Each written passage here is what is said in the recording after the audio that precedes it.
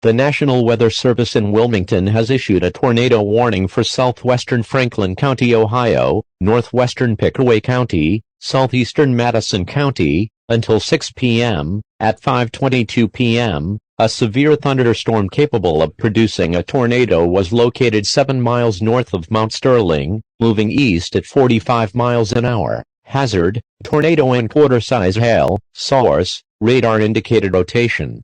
Impact: flying debris will be dangerous to those caught without shelter. Mobile homes will be damaged or destroyed. Damage to roofs, windows, and vehicles will occur. Tree damage is likely. Locations impacted include Columbus, Grove City, Upper Arlington, Ohio State University, Lake Darby, Grandview Heights, Obetz, Commercial Point, Urban Crest, Valley View, Marble Cliff, Harrisburg, Orient, Lockbourne, Darby, Lily Chapel, Georgeville, Darbydale. This includes the following interstates: Interstate 70 Ohio between mile markers 93 and 100, Interstate 71 in Ohio between mile markers 85 and 107 and near mile marker 112.